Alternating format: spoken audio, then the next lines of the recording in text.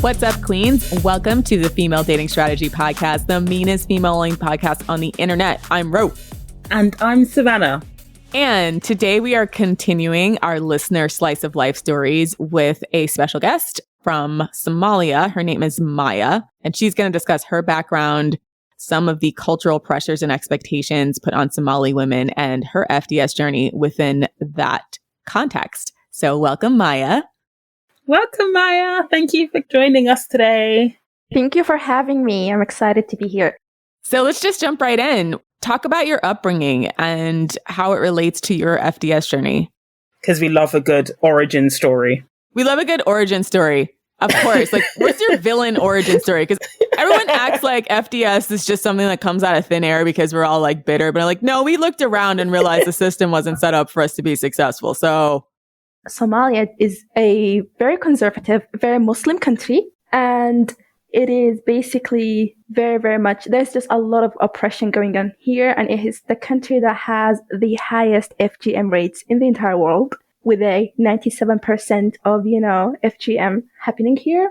And for people, sorry, let's intro it for people who don't know what this is. Although I'm sure our listenership does know, but FGM, short for female genital mutilation. It's a type of, quote, female circumcision where they give you a clitorectomy.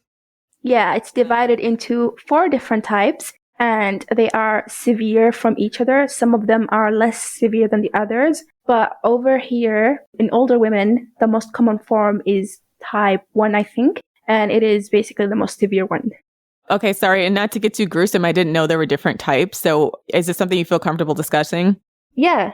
Okay. Different types. Let me just get the definition here. So it has 4 different types of FGM. And the first type is usually known as the pharaonic. That's what they call it. It is basically what happens is the clit is removed, and also the inner lips are removed, and also everything is sewed together so that it only leaves a small hole at the bottom for menstruation to come out of, and urine as well. So that is the most severe type, and is, type 1. The different type is type 2 could be where they remove the clitoris and inner lips, but they do not do the sewing. And the less severe form, which is type 3, is when they remove the hood of the clit, but not the clit itself. So it is more of a hoodectomy, and that is the less severe form. And there are, like, the last one is one that is not very general. So it could be a little bits of each of them mixed. So that's what they're divided to. So what's the rationale behind this? Because I've heard a couple of different things, but I thought it'd be good to talk to someone who is immersed in the culture. What's the history and the logic? Oh, so the point, the essence behind it is controlling women's sexuality. So when women get sued up, men brag about, how that woman cannot go have sex without, having to go to a doctor to open it first, or how she can't masturbate because also, he would not want her to have that. And third is for him to have power that he can experience, ejaculation and orgasms, but she can't. So that's also like a mental power dynamic that exists that, so he can be like, I'm better. I experience more in life than you do, and I control it. And also it means it just leaves the purpose of reproduction, because the woman can only give birth missing every other part of her vulva. She's missing every other part except for the actual vaginal hole for penetration and for giving birth. That is so fucked up. And so, is this something that is done automatically at birth? Or is it something that the family decide? Or is it done a few months after birth? That's a very good question. So it's done when you're older. So it's done when you're like around 10, like before you like fully hit puberty. Really? Yeah, not at birth. And the severe form that is usually done in the countryside, what they do is they hold down the child that is getting mutilated so they do not resist, and then they perform it. And then what they do is they get a rope and they tie their legs together, and they have to stay seated in that same position for 7 days until the sewing is all healed up so it doesn't open up easily. And a lot of younger girls, a lot of children get severe septic shocks and infections immediately from that point, and they end up dying. Because I imagine as well, like out in the village, in African villages, there's not like sanitation or sterilization. I'm not excusing FGM, but just thinking about the process. And again, I'm not saying it will be any better if it was done at birth, but a 10-year-old, you will remember that pain and that trauma. Even not at 10, a lot of them get it done at 12, at 9, at 8. And there is no any anesthesia included in this process for the children. And also, in the villages, in African villages, they don't have access to any like incision equipment. What they use is basically like the roots of plants, which is really blunt. They use something. They use something rudimentary. Every time I think I want to, maybe have a little bit of sympathy for men and just be a little bit more reasonable, I hear something like this, and I'm like, no, keep our boots on these fuckers' necks every single day. Wake up. I'm going to make it my personal mission in life to make sure males don't succeed at anything. I don't want them to have power of any kind. Well, this is a good example in this country where men have the utmost power. It's a very good example for women in Western countries to observe and see what would men do if they had all the power. And what they would exactly do is what they do here, because this is the perfect environment for that. I mean, there's some element of that here too, but I think that we sort of compartmentalize it. I mean, in fact, there is a couple of documentaries about like music festivals that got out of control, and then all these like mass rapes happened. Like there was Woodstock and another one called Freaknik. And so like the men here will act barbaric and do things like that when there's like a slight breakdown in social order. In a second, they have to like take advantage of that immediately. The second part of Savannah's question was, is it automatic? And yes, it is automatic. You are not safe from it unless, your family is a very highly educated family, or, that your parents know that, the danger of it. But unless you are not, and that's why it is so common. But the common aspect, the one that is the most done to, younger women, is the less severe form, which I'm kind of, glad about. I'm not glad about any of it. I'm struggling because I'm really trying to, I'm so sorry. I just didn't recognize how graphic it would have gone. And like, I'm getting emotional just speaking about it. I'm really sorry. Yeah, it's fine. I was hoping not to make you uncomfortable talking about it, but it is important. No, it's fine. I'm good. We have to get this message across.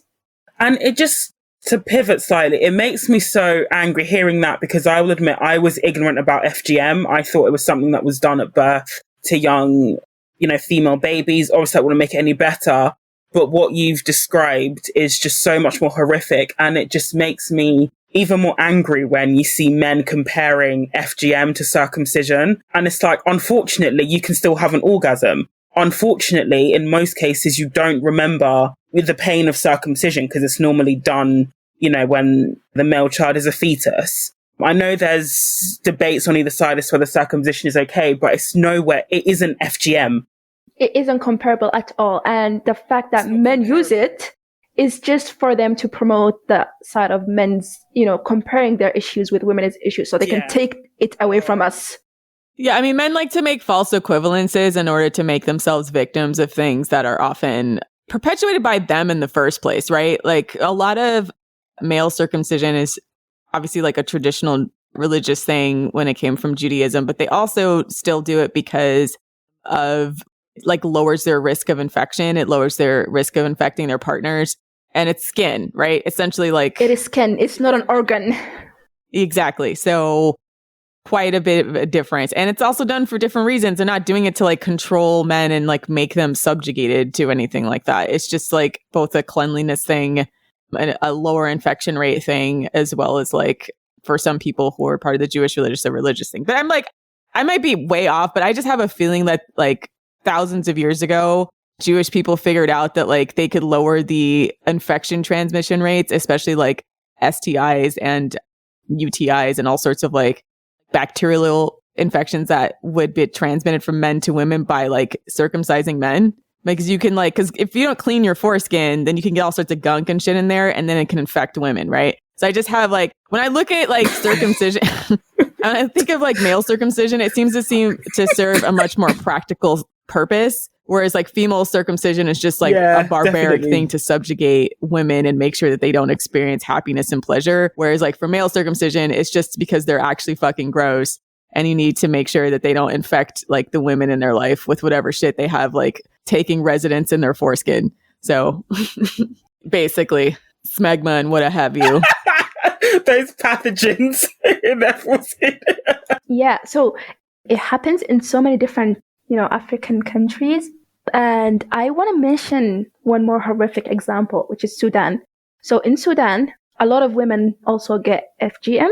And the difference between that and, the FGM done here is Somali women, they usually go to a hospital so they can have it like undone before they get married. So like when they get married, that's when they go to the hospital, get it removed because, they can't actually have sex with, anyone with that state. But in Sudan, what they do is the man has to open it himself. He has to do it by penetration, which has caused so much more death in Sudan.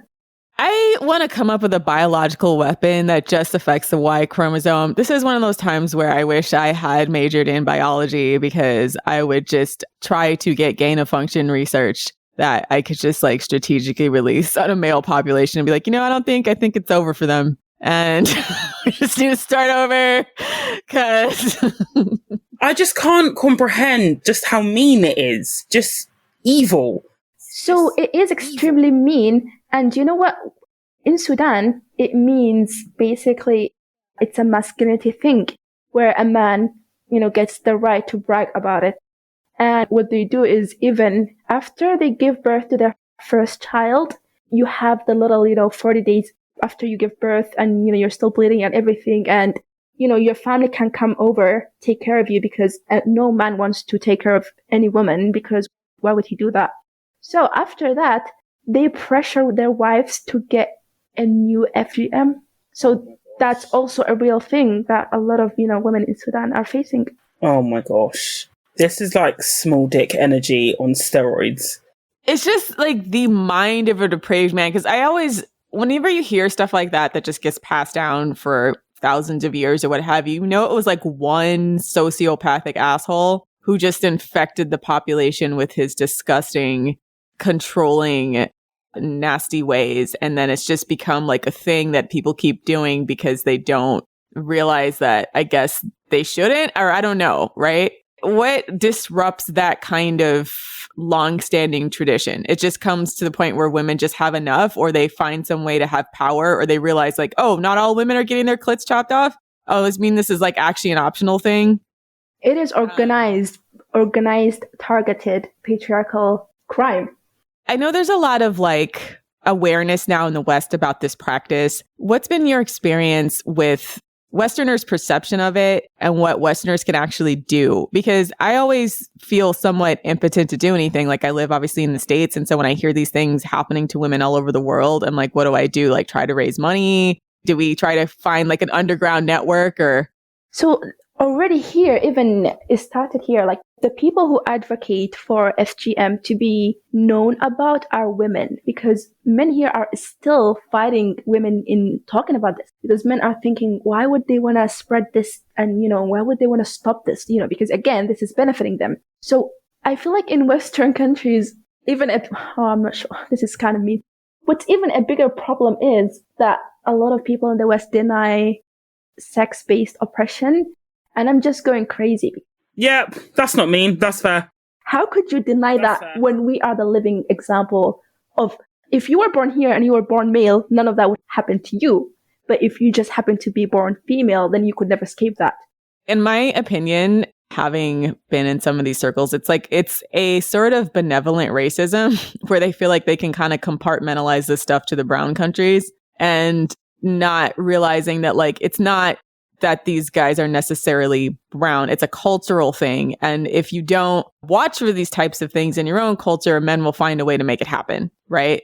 There's a big discussion right now about some of the medical practices they're using to transition girls from female to male when it comes to like transgender identity. And there's been a huge controversy in the States because there's been people who've been whistleblowing and saying like these doctors are pushing these girls through to go through and get mastectomies, to try to get skin grafts, get fake penises, to go on hormones that'll destroy their ability to, self-regulate their hormones. Like they'll shrink their ovaries. It'll cause all sorts of long-term problems.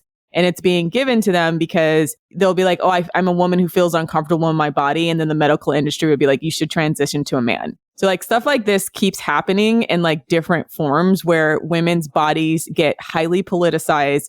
Instead of making society better for women to exist, what they do is they try to create some external mechanism to justify why this person needs like some kind of medical intervention and quite frankly, mutilation of their bodies to exist in a world that's really built for men. So like a lot of people here wouldn't see that as like sexism. They wouldn't see that as sex-based oppression. They would look at that and be like, well, we want to support people who are trans, et cetera. And I'm not saying that we shouldn't. I'm just saying that there's clearly for there to be such an explosion of girls who are suddenly deciding that they're actually men because they feel uncomfortable in their bodies, that perhaps it's not just a matter of gender dysphoria, that there's other cultural pressures there. Yeah, if women here could have that choice, well, I can assure you that 90% of women here would have transitioned as well. If they had that choice, because why would anyone want to be oppressed here, So it just seems like people are trying to escape the oppression instead of facing it and seeing how, I don't know. So I think that's all I have about FGM, but I could add an answer to the last question. I would want, people to have more awareness about FGM. I want it to be more spoken about. I don't want it to be censored. I want it to be discussed for all of it, different types, and to actually see the numbers of people affected, women affected by it. Because a lot of people just tend to think that, the only thing we face as, developing countries or third world countries are, that capitalism and, the different economy and just, our struggle with education and all of these other things, which are all very important, but also there is a horrible problem of extreme misogyny happening here. And I just want it to be known and spoken about more.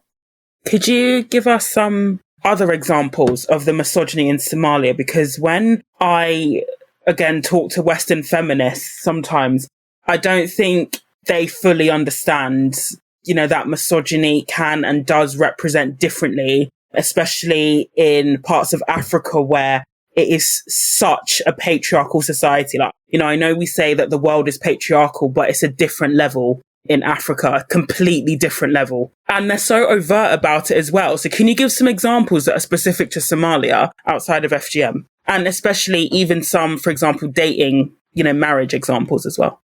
So a good one, a very good prominent example here is, I think it affects many different countries as well because of the religion.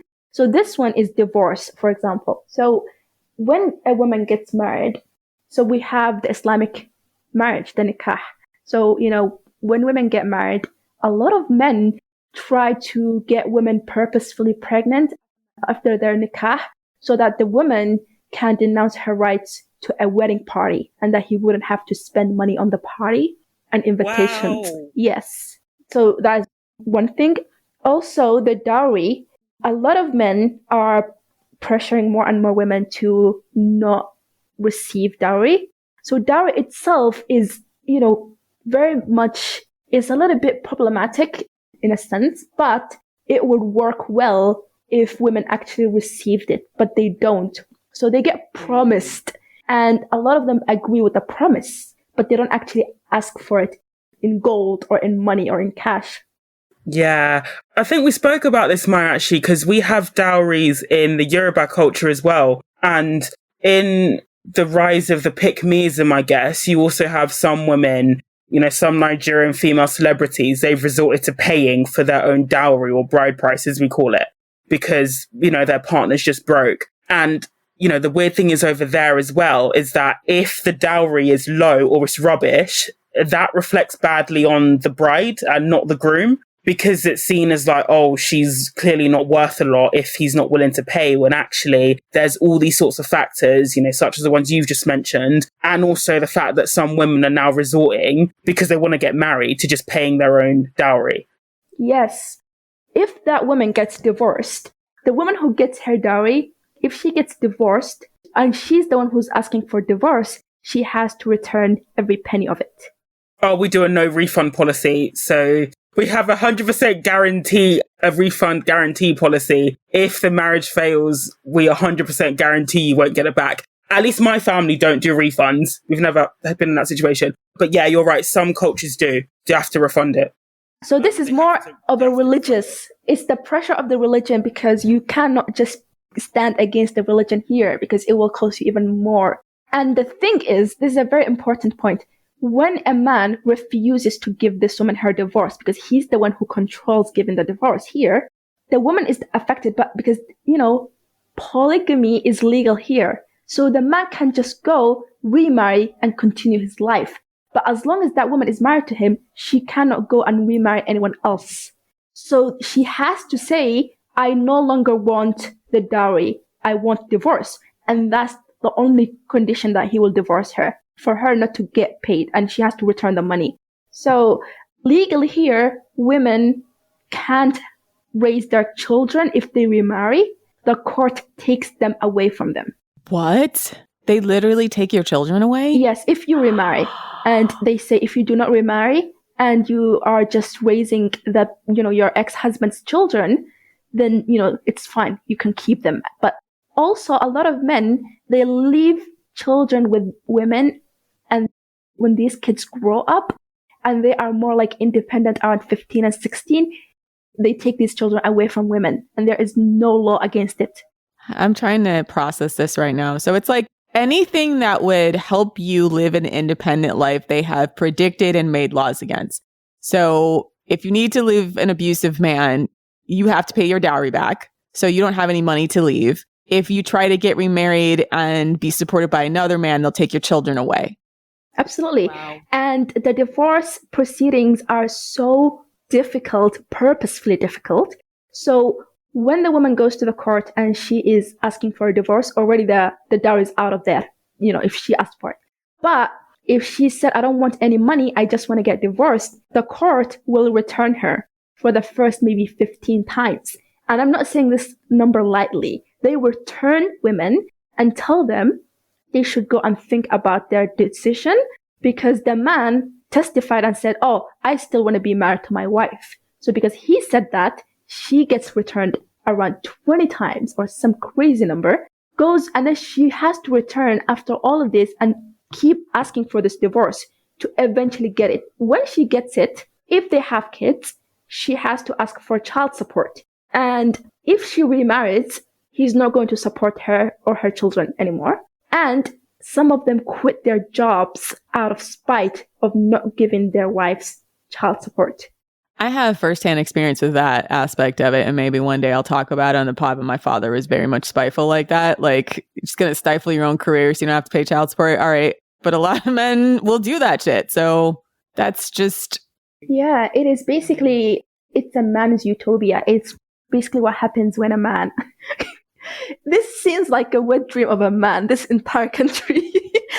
Yeah. I mean, how do I say this? The thing about it is that when men do things like this, they inadvertently stifle their own country's productivity, growth, health, everything. So this is why I don't think men should have power, because they're not good at it, right? Like everything that we have that's pretty good and functional, you might say, okay, men have been innovative, men have created a lot of the technologies out there, but truthfully, they did it on the backs of female oppression. And when they stopped, or at least lessened it, I should say, we were able to experience exponential amounts of productivity, growth, happiness, wealth in the country.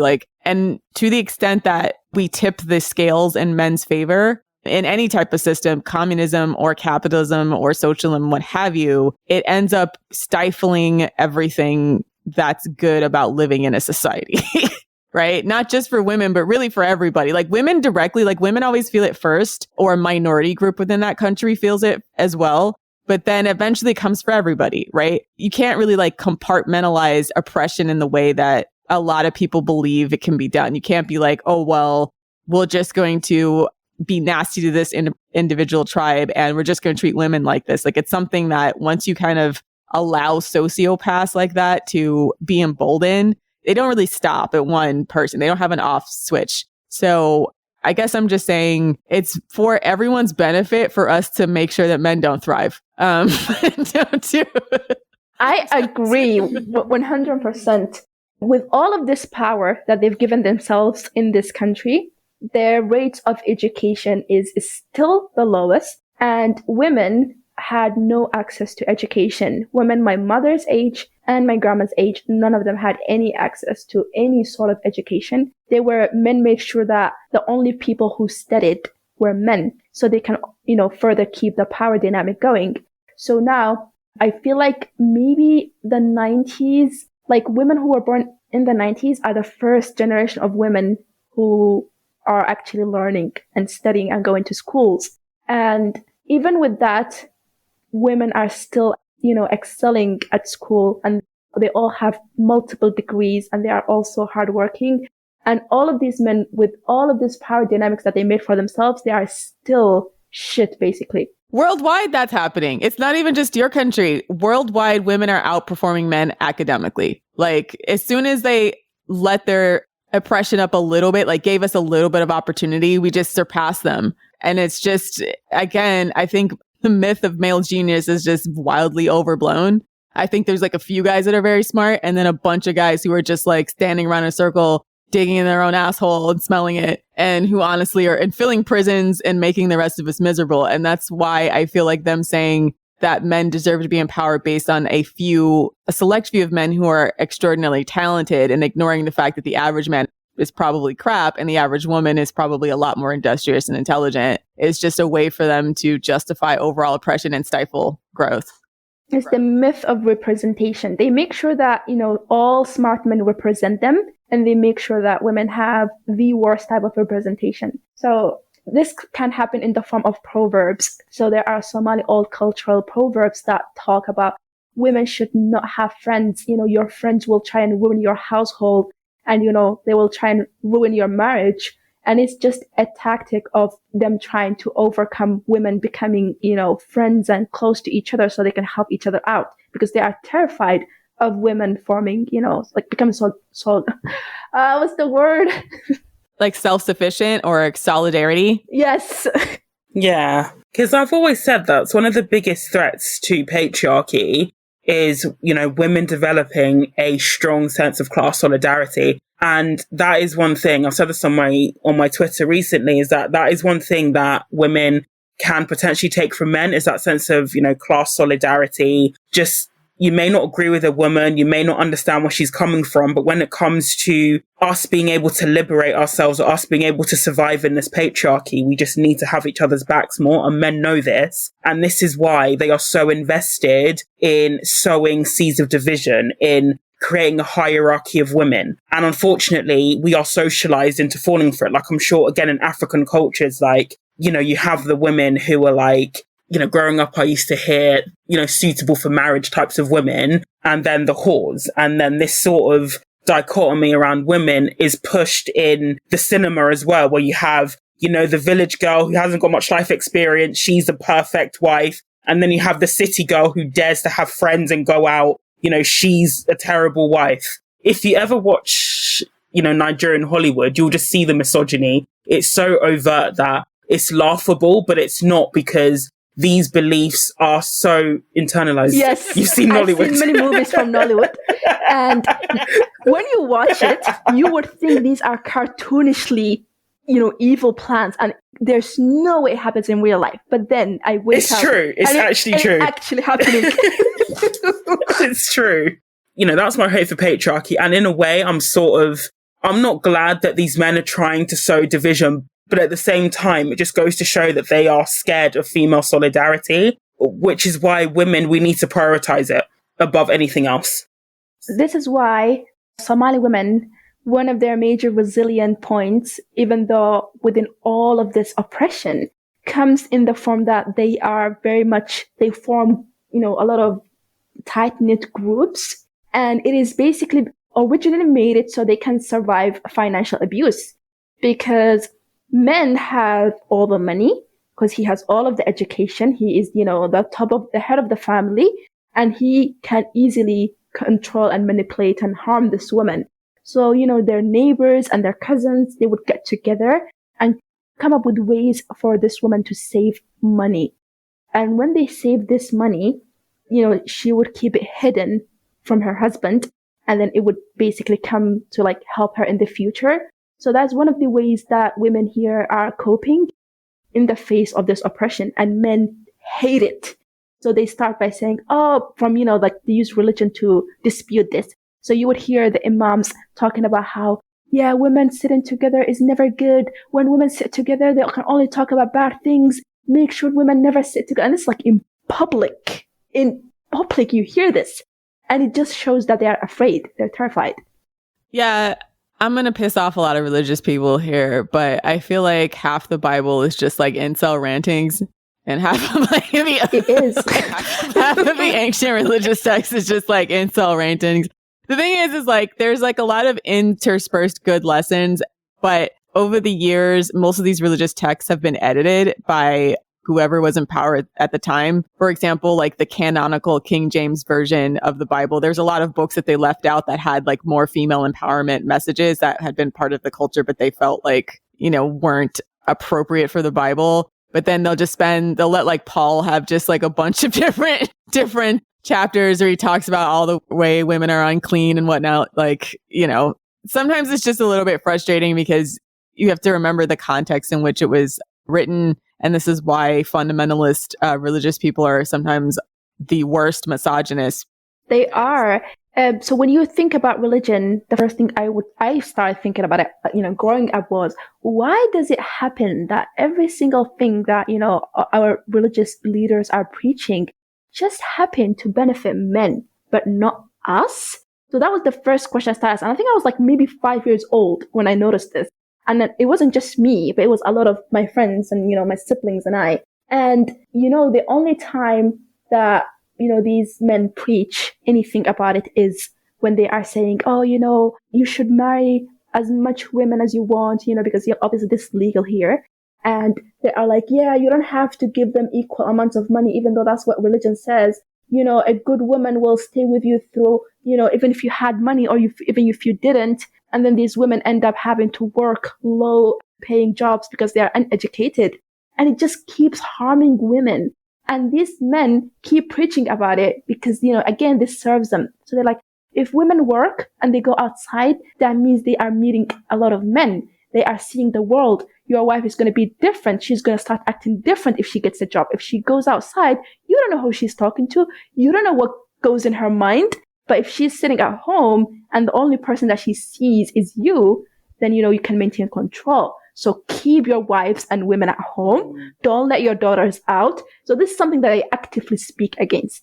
This is literally the plot line of so many Nollywood films. Like, literally the plot line. Yes, I know. And then they start saying she's behaving wayward just because she wants to go out with her friends. And again, we laugh, but it's really insidious messaging. And a lot of these African men, they internalize that message and actively seek to ensure that their wife stays at home and doesn't go out and doesn't have friends and, remains in the village, doesn't pursue education because she will come across these different perspectives.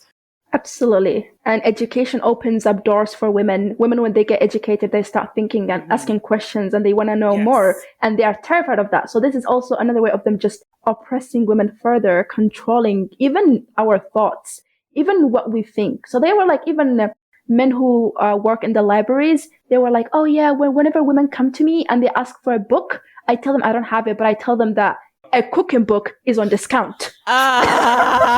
Okay.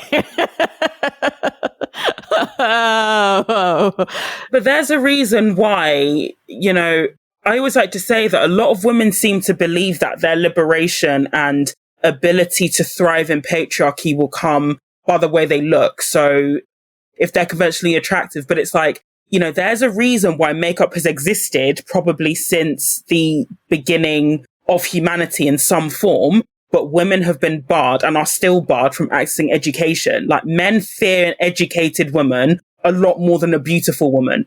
Definitely. Why do you think is makeup so affordable, but education is extremely expensive?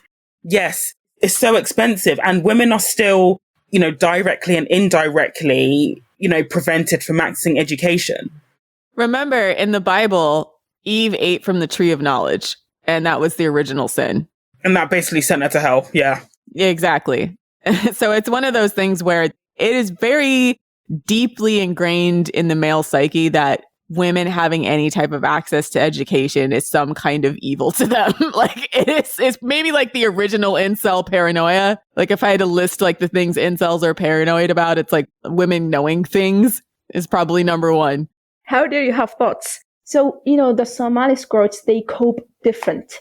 So what they do, even now when they saw that women are seeking education to battle and fight financial abuse, they started thinking, okay, if my wife is working, then all of her money is mine. So they started implementing, 50-50 lifestyle on women who are raising children alone, working full time in their homes, like as housewives. And then they made them go outside and do work so they can also take their money. And it's because how dare you say that you want to work and become independent? If you want to get education, if you want to go to school and there to, learn, then, you're not going to be sitting at home. You're not going to be having to do nothing. You're going to have to go divide money with me, like finances.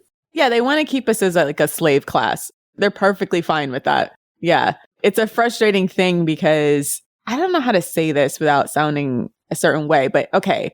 Tribalism to a certain extent makes sense, even though it's not a thing that we like strive to implement in the sense of like racism and et cetera is an extension of being one group of people who believe one thing or look a certain way being against another group of people who look one way and act a certain way, right?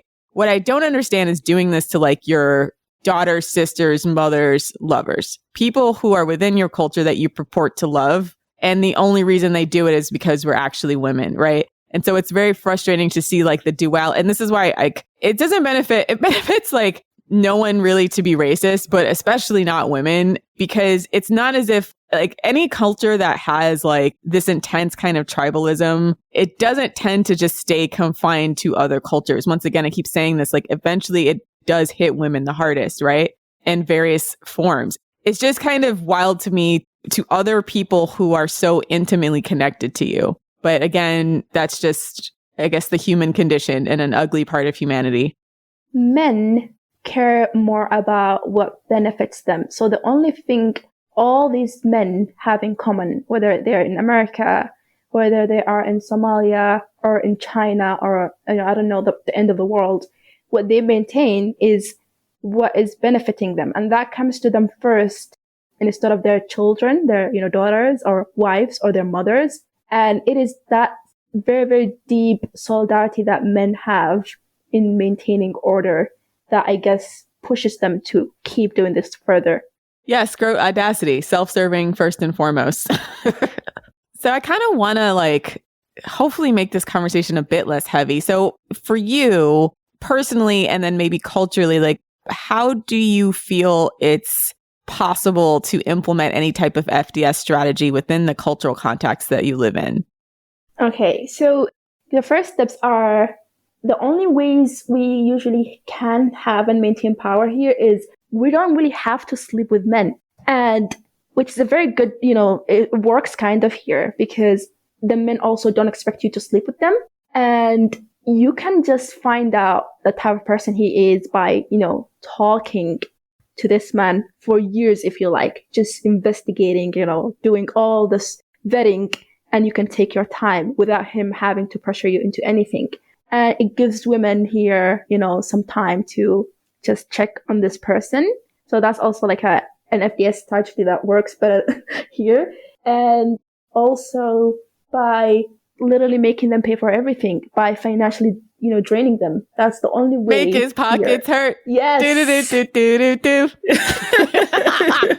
Yeah. Ask for a crazy amount of dowry. And also a good way women here do is they ask their husbands to buy them gold. So Somali women enjoy gold and they love gold. And gold is nice because, men are stupid. They don't think like it's actually worth like actual money they dump. So they would be like, I would want to give you gold, but I don't want to give you a house. because they think, a house is bigger than gold, or like, the woman would eventually take the house or something. So we make them, buy us a shit ton of gold and also just drain his pockets for the rest of his life until the day he dies, and like make sure he leaves a lot of things for you written under your name. Leave him a hollowed out husk of a carcass. Make sure he's working. Oh, they work. They really do. And they have to. Come on, after all of this oppression, one of the only ways it's expensive to oppress. It's expensive to oppress, yes. It's expensive because he has to pay for it. He has to spend a lot of money. So that's one way we kind of cope here, is by, even if he's your boyfriend, even if you're not married to him, these men still spend crazy amount of money on their girlfriends. Like the girls here, they ask them for laptops, they ask them for gold, they ask them for travel tickets, they ask them for new mobile phones, and then they sell the new mobile phones from one of their boyfriends. They make sure they speak to 16 different men and take something from each and every one of them. That's the way to do it. May the best scammer win, because there's just no reason in any way, shape, or form to engage them in good faith. No, because they don't have good intentions towards us. So why would we? And I love that about Somali women. They really take, their money seriously when it comes to taking money from men. And so, a good example is my friend's, my sister's friend. She graduated from her master's and she never paid for her education. She never paid for her undergrad and she never paid for her master's. And all of this were paid by, various different boyfriends. And then, every gift that they bought her, she would always just sell it and then use that money for her classes. I love it. Yeah. Queen shit. Yeah, take his money, sell it, and get yourself educated on the sly. Yeah. Well, that's the thing. They don't want us to get here. So that's the thing we're thirsty for. We want to learn, and we want to get power. They can't control that. So yeah, a lot of women take, even from their teachers, they make sure that their teachers like give them high grades. And, like they would flirt with their teachers and they're like, make sure I pass all these classes and then I can move into a different classes and I can have multiple degrees at once. So yeah, whatever they can, honestly, whatever they can get out of it. I mean, that's the benefit of it being harder for men to pay attention in school, right? Maybe that's why they're so scared, because there's like a big controversy in the States right now because obviously men are underperforming in comparison to women in school, but also like in grade school, but also in higher education. And my reaction to that is like, maybe they're just dumber and less motivated than us. And so in which case, this is a golden opportunity for women to take control. Like, let's just start doing the equivalent of what you just said. Like, let's just, tell them one thing and then do another to empower ourselves, like make their pockets hurt. Because it's funny because like you could make the argument that it's like, oh, it's just like one culture, but it's not happening in just one culture. It's happening worldwide. It's a worldwide thing that's happening where women are getting educated by any means necessary, trying to get out from under the thumb of men and just absolutely killing them. Right. And not to mention is like, for hyper capitalism, women are good employees because like we're less belligerent as employees and a little bit easier to, well, the other things they can pay us less a lot of times, which I hate, but like a little bit easier to integrate into a social system. So it just makes more economic sense to invest in women in most cases. So watching this happen, I'm seeing women kind of come to collective realization, even in these like horribly oppressive systems, about how to empower themselves and looking like, oh, I need to get educated. Oh, I need to like make these guys like pay me as much as possible up front before I even think about investing in them. No, I don't want to have sex with a guy until I'm comfortable, right? Like finding all these women coming to these independent conclusions is actually really encouraging. Yeah. And, if a woman does have sex with a man, it's going to hurt her more here because, this man can just go and be like, it was that woman. I'm a different man. And he can just go to a mosque and pretend like he is, a brand new man and everybody's going to worship him. While women can't actually do that. So I don't want them to think that like, I'm against women having sex. I'm really all for it. But it's just here. I don't know. They get shamed if they do. And they get like, it affects them worse here. Yeah, that's everywhere. But it's like, it's to varying degrees.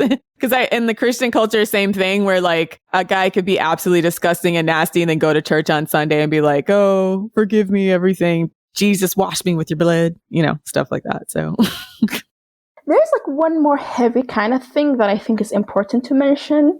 So there is no law against rape here, and there is no law against it. And, the government fights that law actively to ever happen. And when women do get raped, because, women will get raped everywhere in the world. So when women get raped here, they are forced to marry their rapist. And it's basically men made that system, and that's how they live. And then they marry their victim, and then they can also remarry the woman that they want. And then that woman is a prisoner, basically, for the rest of her life. So then it incentivizes women to never talk about their rapes, because then you would be forced to marry.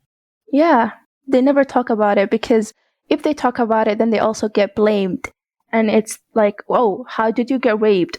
Where were you? Why would you leave your home? Women are supposed to stay in their homes. So that was your fault, Women get raped by guys in their family. Like, that's always the thing that irritates me the most. Like, you are more likely to be raped by someone who already knows you than a stranger. Also, men are so petty. A lot of them, when they want to marry, they would choose a very successful woman.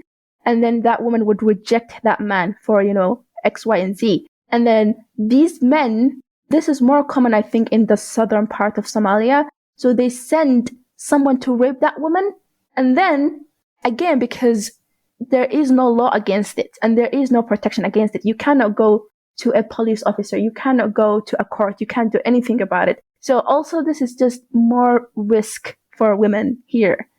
So that's wild. So even like forcible rape, there's no law. So anything like a guy can just stand in the bush. Wow. Yeah, and that's why you just don't go outside. That's what they say. And they're like, oh, if you stay, at your home, nothing is going to happen to you and you're going to avoid all of these horrible things. And then they charge women so much money for taxis, because women are the only people who take taxis everywhere, who take cars everywhere, because they can't walk literally anywhere. How easy is it to get out of the country? I mean, honestly, guys, it's so difficult. Yeah. But I am actually going out. I'm traveling soon. I got into a master's degree in the UK. So I'm leaving in September. Yay. Oh, yay. So proud. Never go back. Starve the men of women there. I'm so serious. Like, if I had any resources, I would do like an underground railroad for women in situations like this, where the country's just kind of fugazi with the men. And it's like, yeah, it's time to start over. Totally fine. Like, I talked about this a little bit on female political strategy when it comes to like refugee strategies. Like, we're having a little bit of a problem in the US right now because of all of the men that we brought over from Afghanistan, wanting to bring their scrote ass Afghanistan ways that fucked up their country in the first place. And so there's like a part of me that's like, why do we bring them here? Like, why? So they can, like, in theory, anybody we have that immigrates to the States, like, this is why we have citizenship tests, and you have to like pledge allegiance and learn about our culture and learn about our laws. America is an idea, right? And so everybody who lives here has to buy into the idea to a certain extent for it to work. But sometimes when we bring in like people from countries where the men have a lot of control, they don't want to live how we live, right? They like the way, like, they can't connect the dots to see like your country sucks because of how you treat the women there. Yes, I have a good example about this. So my uncle traveled, and he's like a spoiled, typical Somali man who had everything done for him his entire life. And then he goes to the UK and he started working. And I remember him calling my mom, complaining, and he was like, there's a woman, my boss is a woman. And he was so angry about it. And I was so happy. If you're going to be so mad about a woman being your boss, why did you want to go to that country so bad? You know, like, it's so stupid. Like, if you want to oppress women, stay here. Let us right. This might be the like go back to your country episode, but if you're going to be like, if you're just going to come to other countries and try to subjugate the women there, we don't want you, right? Like, stay in your scrot ass country where you can like pretend how great you are because you have all this power over powerless women, and then just keep cutting off your nose to spite your face because you won't grow up and like treat women as human beings. Exactly. I agree. If you don't like the laws, then don't go and don't complain about it, because there are already countries you've made exactly how you want it to be and you've already set it up. Yeah, and it fucking sucks and it's your own fault. And even Jesus said, like in the Bible, obey the law of the land. So if the law of the land is more liberal, then you should obey that. Just saying. I'm never going to claim we're perfect over here in the States, but I mean, at least on paper, we have laws, ideals that we're working towards. If you're here, you need to be doing that. It's a functional country. Yeah.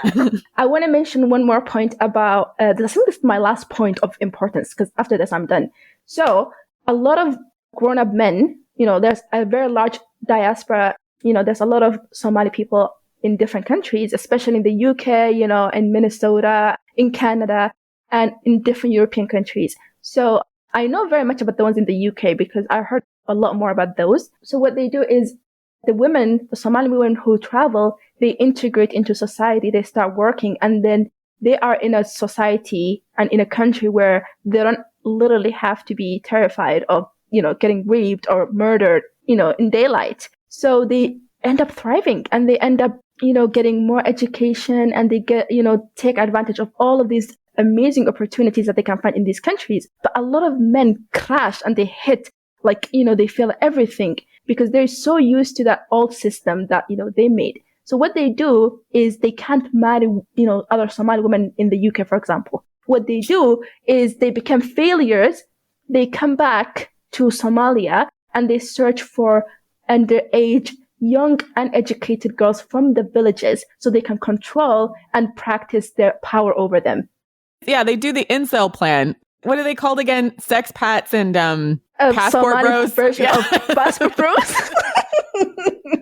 The thing about it is the more I talk to women from different countries, the more I realize they're all the same. They all do the same shit. And this is in a perfect example where, they go to a country where women have a modicum more rights from the place that they are. And they're like, the women here are too feminist. Or even in their own country, women just hey, could you not cut off our vaginas? The women here are too feminist. I'm going to go to another country. And or try to get a girl who's 5 and make her marry me, make her promise to marry me when she's 13. It's just the same oppressive tactics over and over and over again. And I think you mentioned that they were even scamming the UN. Sorry, in our pre-conversation. Can we talk about that story? Okay. So we have many NGOs here. I don't want to mention them by name, but they're all very big ones. They're you guys would know them, especially Savannah would know them, Save the Children from, I think, the UK and, all these big ones. Mm.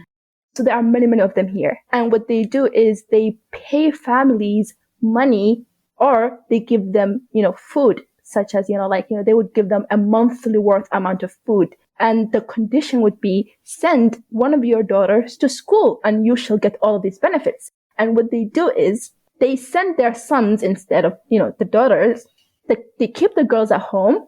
They make the girls do domestic work for them, do the chores and all of these things. And they take these, money and keep this food and stuff to themselves. So scamming the charities. This is the problem. So that's why I even asked at the top of the episode, what can we really do? Because sometimes, I think a lot of Westerners in good faith, they hear these stories, their heart bleeds, and they're we want to support women in these other countries. And then you find out stuff like this, that okay, yeah, you can send money to save the children, but then the scrotes in the country are going to take the money and be oh, yeah, I'll send my daughter to school. And then that never actually happens. And they spend it on drugs and stuff. Yes, they spend it on drugs. Exactly. Oh my God. You know this place. Burn the whole country. It's beyond help. Sorry. It's not. I just really feel if I had any connections to that world, I would start to do an international women's bill of rights. And it would be declaring blanket amnesty for any woman who wants to emigrate out of an oppressive country. You can just you should just be able to get up and leave and just be yeah, fuck those guys. Because I feel what's holding a lot of women back is either they really buy into the patriarchy and they want to be the Aunt Lydias of it, or they know it's messed up, but they can't leave, right? There are so many mechanisms against them having the ability to do it. I'm really pro-immigration myself, but I feel just for women at this point, I feel when men emigrate, it's it's for sexual exploitation more often than not, or they want to bring their scrot ass ways to another country and abuse the women there. So I'm anti-male immigration specifically, but female immigration is fine. You can only bring men in if they're your children, right? And so there's still some hope for them. Even that one is still, like questionable, but still. Like if they grow up Western, like, you not even just Western, but you bring them to a school. Because I don't want to say like blanket if they grow up Western, they're not going to be as grown up, because that's obviously not the case.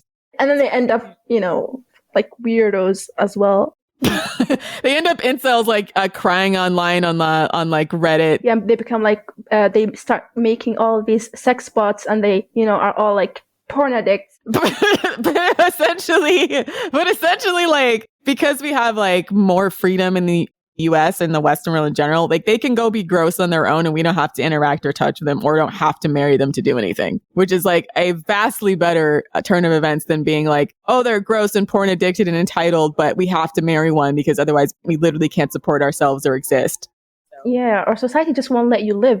Everybody's going to be like, why is your daughter not married? Oh, or why are they not married? Or what's wrong with them? And then eventually they push it against you, so that the society, like Savannah said, society would say, well, what is wrong with this woman for not getting married? Instead of thinking, are there any normal men for her to marry?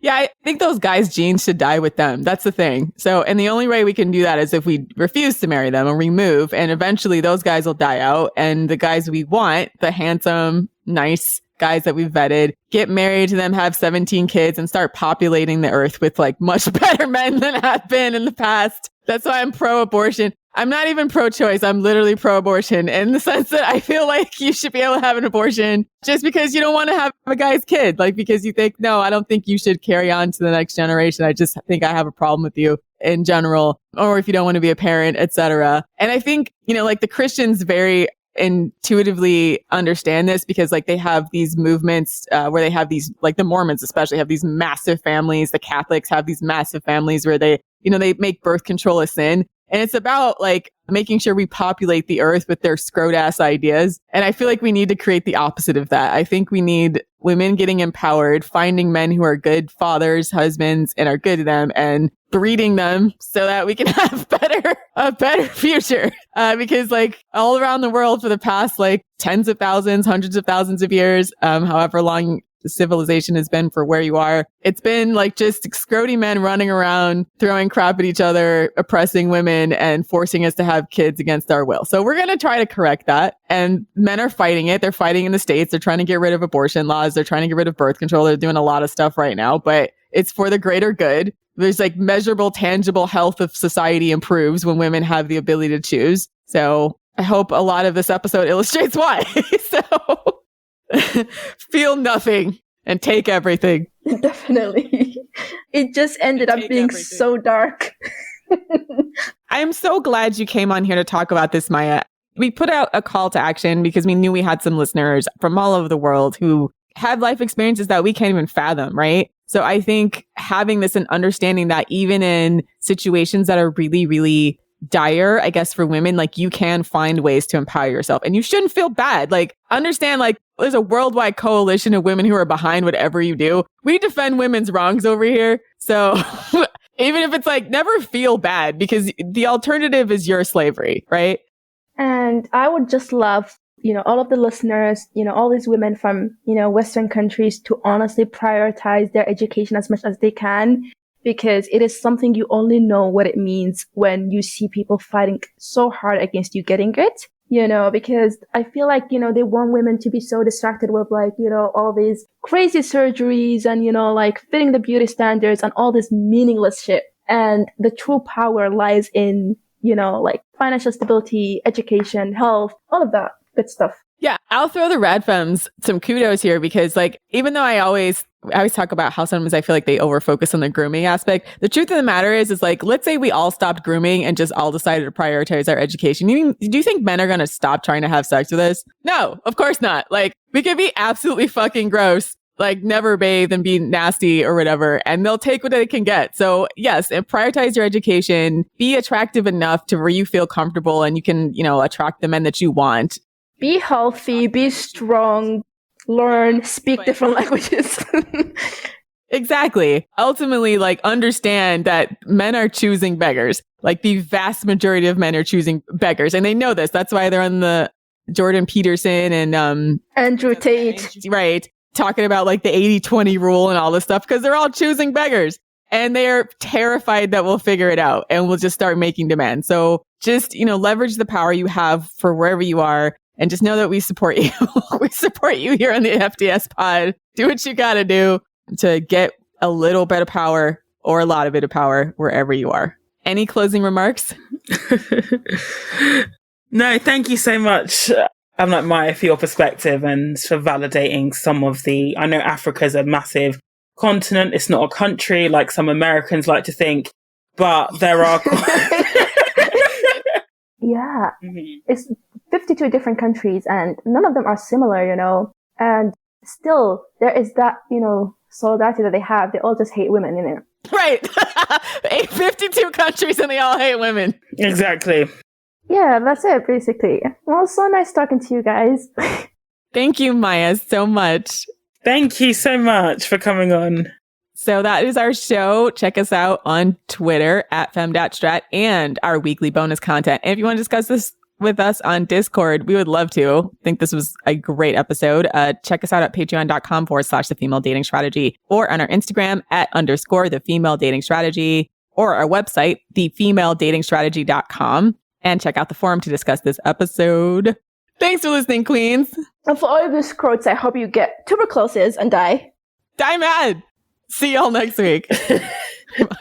Bye. Bye.